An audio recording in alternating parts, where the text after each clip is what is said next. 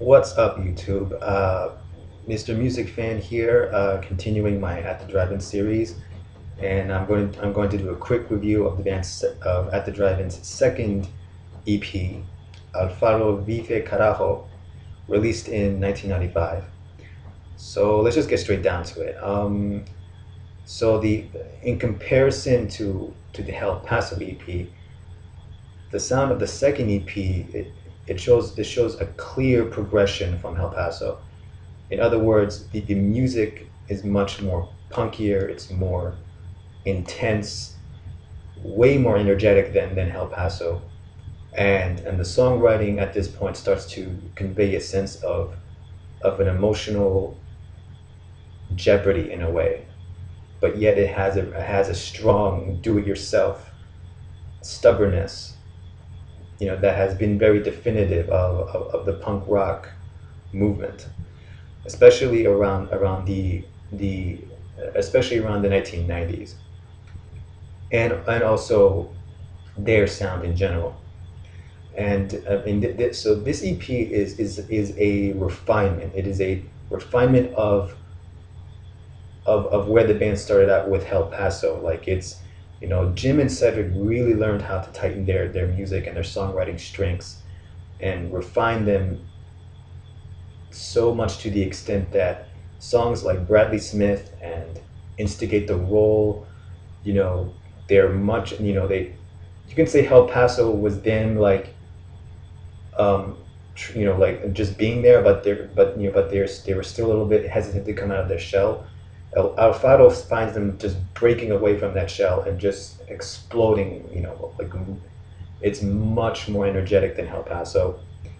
And Cedric really is much more barkier here than in the El Paso EP. He is much more fierce. He's much more energetic than in El Paso.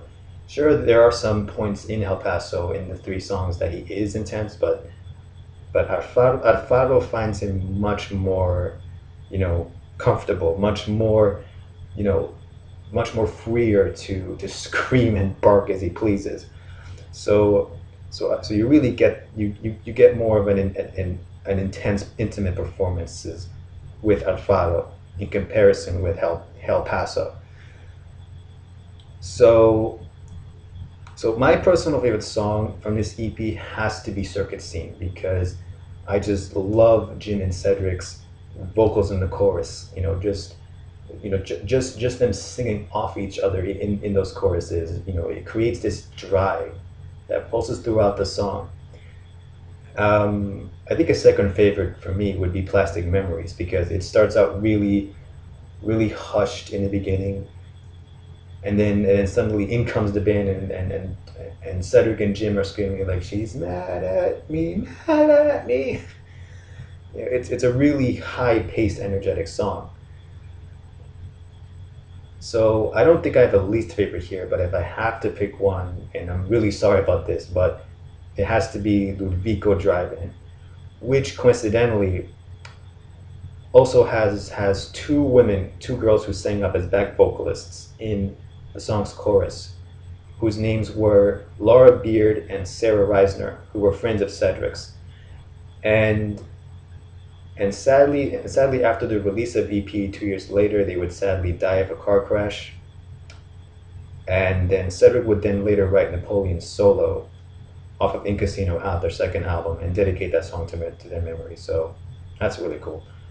I like the song, and it's really high-paced and energetic, but it's a little too intense for my taste. It's a little too heavy. But I still respect that song, because that was the last, first and last, I believe, first and last time that Laura and Sarah would sing in that, and the fact that Cedric would then write Napoleon Solo for them in the second album, I really respect that. And plus that's a great song. So now let's get to the 3-point system with Alfaro. The first point is the music, and since this EP is much more refined, since they get out of their shell much more with this with this release than they did with Hell Paso, then you know then you really get a sense of their performances throughout the EP. There are times where that is a little too intense for me, like Luvico Drive-In and uh, uh, and I think and Plastic Memories sometimes can be a little bit too intense, but overall it still has that sincere energy that just never tires or never lacks. Similar to Hell Paso, but this time the energy just explodes. So I give the music a 4 out of 5. The lyrics also get a refinement as well. A song like the song Plastic Memories, I believe it kind of describes about love, although it's a subject At the Drive-In doesn't really talk about, but they do in a subtle kind of way.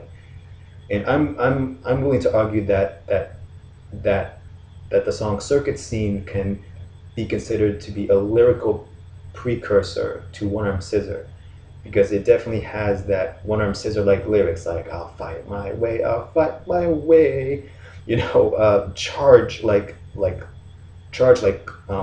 drive to the songwriting. I think is very One Arm Scissor like, but so some of the lyrics can still be a little silly at times, but it's definitely a refinement from Hell Paso. So I give the lyrics 3.5 out of 5, which is still a good score. And as for the EP, this is a pretty good EP. This is really, really good. I can, again, like Hell Paso, it's a really rare release, and so a lot of hardcore At the Drive-In fans tried to scour to chase down this EP. I can argue that it musically it bridges the gap between the infancy of Hell Paso and the dirty, lo-fi but still even more energetic sound of their debut album Acrobatic Tenement. So sure there's some slip-ups here and there, but hey, no band got it right the first time, unless I'm wrong or unless you're At the Drive-In. So anyway, as a whole, the EP gets a 3, not even a 3.5, maybe a 4 out of 5. It's definitely a step up from Hell Paso, and it's just, it's awesome. You get to, yeah, you see a refinement in Alfaro Vive, Carajo. And in general, I do like these EPs, but they're not my favorite At the Drive-In releases. I'm much more partial to when the band starts experimenting a bit with their sound around the turn of the Via EP. But both EPs are great snapshots of the band's beginnings and indicators. They indicate the future that they will undertake with their future albums, and it suggests that that they will become more awesomer and more mature with each of their passing releases. So I would explain a quick trivia thing, but this video is running really long, so I don't want to take up any more time.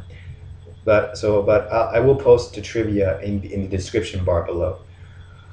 So yeah, this has been Alfaro Vive, Carajo, and the next album I'll be reviewing will be Acrobatic Tenement, At the Drive-In's first ever release. And unlike the EPs, which I really struggled with, this one I'm much more familiar with. It's one of my favorite debut albums ever. I'll talk about that more when I get around to that. So, but in the meantime, comment in the comment sections below. Tell me what you think of my review. Tell me what you think about both the Hell Paso and Alfaro Vive Carajo EPs. And until then, I'll see you guys next time. Mr. Music Fan, signing out. Thanks so much. Bye.